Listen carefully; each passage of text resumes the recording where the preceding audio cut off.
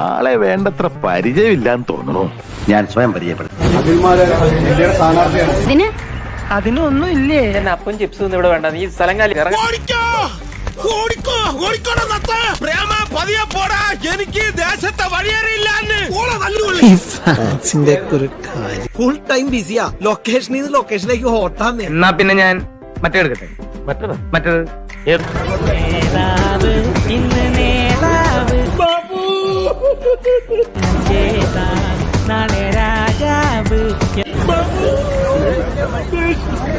എന്റെ അമ്മച്ചി എന്തൊരു പെർഫോമൻസ്. 100 ദിവസത്തെ ബിഗ് ബോസ് കണ്ടിട്ടുള്ള ആർക്കും എനിക്ക് കൂട്ടിയെന്ന് തോന്നുന്നു. നോക്കിക്കോളൂ. അഖിൽമാരാർ വരുന്നുണ്ട്. അതിനെ കുറിച്ച് എന്താണ് അഭിപ്രായം? വിജയസാധ്യത എത്ര ഉണ്ട്? ഇവരെ കുറിച്ച് പറയുമ്പോ നാട്ടുകാർക്ക് 100 നാവാ. അഖിൽമാരാർക്ക് ഒരു ദൂരം.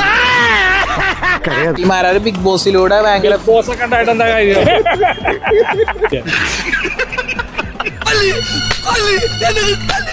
വേറെ ആരെങ്കിലും നിർത്തിയാൽ ഇത്തിരി ഓട്ടെങ്കിലും BJP കിട്ടും. ചേട്ടന് വീട്ടിൽ നിന്ന് ഓട്ടില്ല അഖിൽമാരാർ. അതൊക്കെ ഇരിക്കട്ടെ. ഞാൻ തെളിയിക്കാൻ വന്നത് ഇതല്ല. ഇത് കേട്ട് നോക്കാം. എഴുതി വെച്ചു. അബു സാറിന് അയാൾക്ക് വേണ്ടത്ര പരിചയമില്ലെന്ന് തോന്നുന്നു. അഖിൽമാരാർക്ക് വെല്ലുവിളിയൊക്കെ ആരാ വരിക? ഈ നാടാകെ അവന് വെല്ലുവിളി.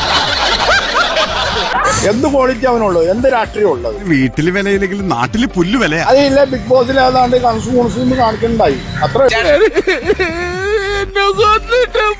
ചേട്ടൻ ഓട്ട് കൊടുക്കും? ഞാൻ ഓട്ട് പോയില്ല.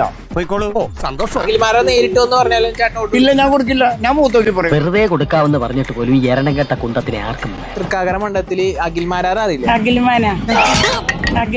നീ വിഷമിക്കാണ്ടി. എനിക്കെന്ത് വിഷമം? എനിക്കൊരു വിഷമമില്ല. അഖിൽമാരാർ ജയിക്കും തോന്നുന്നുണ്ടോ? ജയിക്കും. മനസ്സിലാക്കി കളഞ്ഞല്ല. അഖിൽമാരാർ ആരാ? അതാരാ? ഏത് തെണ്ടിയത്? ഞാൻ തനിച്ചു പോയി ഒന്ന് വരട്ടില്ല.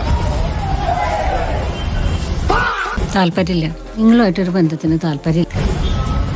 ഇനി ഇവിടെ നിന്ന് അഴിവണ്ടാവാ, നമുക്ക് അങ്ങോട്ട് മാറി. ഞാൻ അപ്പോഴേ പറഞ്ഞു ഇങ്ങോട്ട് വരണ്ട. ഞാൻ പോകുന്നു. ബൈ.